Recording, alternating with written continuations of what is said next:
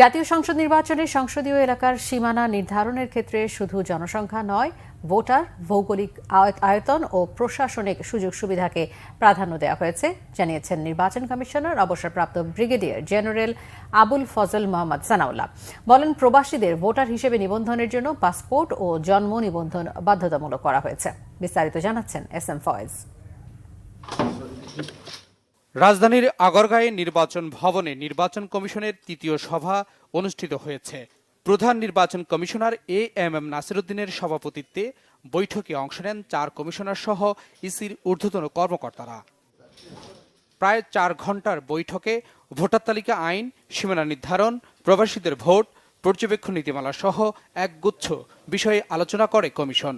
পরে নির্বাচন কমিশনার আবুল ফজল মোহাম্মদ সানাউল্লাহ বলেন, জাতীয় সংসদ নির্বাচনের আগে সীমানা জটিলতার কাজ শেষ করা হবে। ভৌগোলিক আয়তন, অবস্থা ও অবস্থান, সর্বশেষ জনশুমারি প্রতিবেদন ইত্যাদির ভিত্তিতে এই সীমানা নির্ধারণী কার্যক্রমটা করা। এখানে উল্লেখ্য যে আমাদের বাংলাদেশের জনসাধারণের শহরমুখী মুভমেন্টের প্রবণতা আছে। যদি আমরা এটাকে শুধুমাত্র জনশুমারির উপরে রাখি এবং জনসংখ্যার উপরে রাখি, তাহলে দেখা যাবে শহরের দিকে আসন সংখ্যা ক্রমাগতভাবে বাড়তে থাকবে এবং অপর এলাকায় কমে যাবে। সেটা রিপ্রেজেন্টেশনাল হবে না বলেই কমিশন মনে করে। 41টি আসনে ইতোমধ্যে 248টি আবেদন জমা পড়েছে, সীমানা সংক্রান্ত বিভিন্ন ধরনের আবেদন। তো এগুলো নিষ্পত্তি করার জন্য আমরা অপেক্ষা করছি। বলেন, সংস্কার কমিশনের সঙ্গে মতবিরোধের সুযোগ নেই, প্রয়োজনে সহযোগিতা করবে নির্বাচন কমিশন।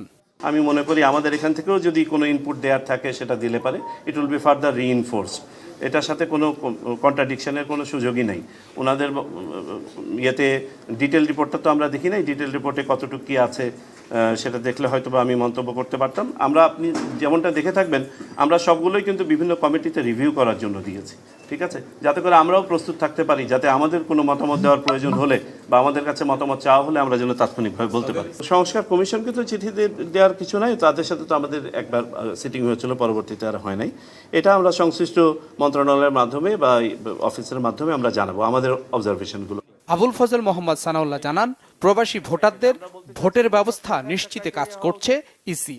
পাসপোর্ট এবং জন্ম নিবন্ধনের উপর মূলত ভিত্তি করে বাকিগুলোকে ঐচ্ছিক হিসাবে রেখে করা যায় কিনা সেটা নিয়ে আমরা ভাবছি। SM Foyez, Bangla vision, Dhaka.